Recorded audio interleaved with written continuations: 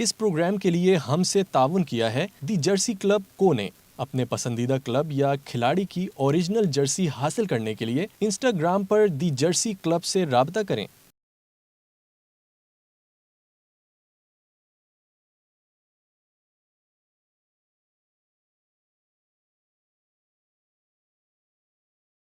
اعوذ باللہ من الشیطان الرجیم، بسم اللہ الرحمن الرحیم۔ فٹ بالستان کے ناظرین، آپ کا میں استقبال چاہتے رہے۔ السلام علیکم۔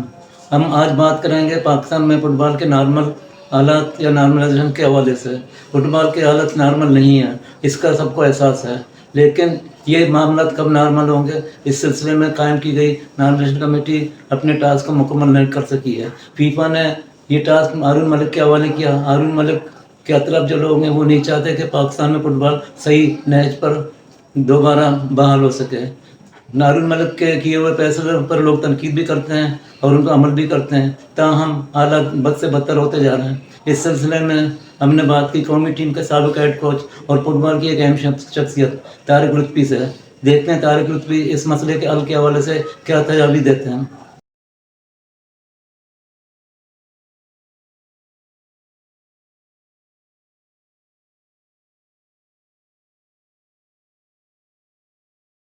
فیفا نے باقاعدہ ہارون ملک صاحب کو یہاں پر نامزد کیا اور اب وہ اپنی کارروائیوں میں لگے ہیں۔ ہارون ملک صاحب تو ایک آؤٹ سائیڈر ہیں، وہ تو پاکستان میں الیکشن کروانا چاہتے ہیں، لیکن پاکستان کی جو کمیونٹی ہے، پاکستان کے جو فٹ بال کے لوگ ہیں، جو تعلقات بنانے کے ماہر ہیں، پھر وہ ان کی مشاورت اور ان کے بہت سارے معاملات کے خراب ہونے کی وجہ یہاں کے الیکشن بنے گئے۔ اب الیکشن کے جو نتائج ڈسٹرکٹس میں آ رہے ہیں وہ میں سمجھتا ہوں کہ شفافیت سے پر نہیں ہے اور اس میں بہت زیادہ خرابیاں ہیں، اور بہت سے ایسے لوگ جو ڈیزرو کرتے تھے، جن کو آنا چاہیے تھا، پاکستان فٹ بال فیڈریشن میں الیکشن جیت کر وہ الیکشن ہار کر بیٹھے ہوئے ہیں، اور ایک بدمزگی کی صورتحال ہے، اور اس میں لوگ برا برا ہارون ملک صاحب کو کہہ رہے ہیں۔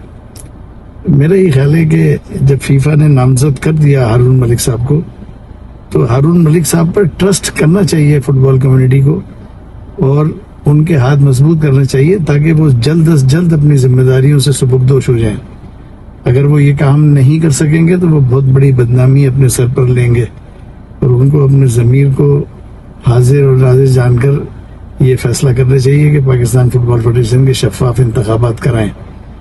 اللہ کرے کہ پاکستان میں شفافیت برقرار رہے الیکشن میں، اور پاکستان فٹ بال فیڈریشن وجود میں آ جائے۔ بات یہ ہے کہ اسحاق بھائی کے موجودہ دور جو ہے وہ تبدیلیوں کا دور ہے، اور نئی جنریشن فٹ بال میں خدمت کرنا چاہتی ہے، ہمیں اس پہ اعتراض نہیں ہے، لیکن جن لوگوں نے ساری عمر فٹ بال کو دی ہے، جنہوں نے ساری عمر فٹ بال کے لیے کام کیا ہے، ان سے بھی مشاورت بہت ضروری ہے۔ بڑے اچھے اچھے لوگ ہیں، بڑے اچھے اچھے نام ہیں پاکستان میں فٹ بال کے حوالے سے جنہوں نے فٹ بال کی خدمت کی ہے، لیکن اگر آپ سب کو اگنور کر کے اپنے راستے پر چل پڑیں گے تو یہ پھر کوئی بہت جائز بات نہیں ہے۔ مگر میں پھر بھی ریکویسٹ کروں گا فٹ بال کمیونٹی سے کہ وہ ہوش کے ناخن لے، سمجھنے کی کوشش کرے، اس سے پہلے کہ پاکستان فٹ بال فیڈریشن پر بین لگ جائے، کوشش کریں کہ چیئرمین صاحب کی مخالفت کو کم کر کے الیکشن پر فوکس کریں، اپنے علاقوں پر فوکس کریں، تاکہ جلد از جلد الیکشن ہو سکیں اور پاکستان فٹ بال فیڈریشن کا وجود قائم ہو سکے۔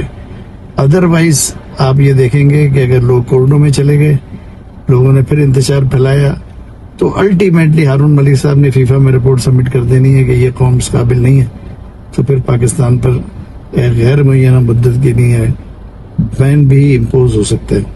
تو میری مؤدبانہ گزارش ہے کہ اس بات کو سمجھیں، جن حالات میں بھی الیکشن ہو رہے ہیں، الیکشن کو کنڈکٹ کریں، الیکشن میں جائیں، کوشش کریں کہ اپنے حلقوں میں کام زیادہ کریں۔ اللہ نے چاہا تو پاکستان کا فٹ بال فیڈریشن کا قیام عمل میں اسی سال آ جائے گا۔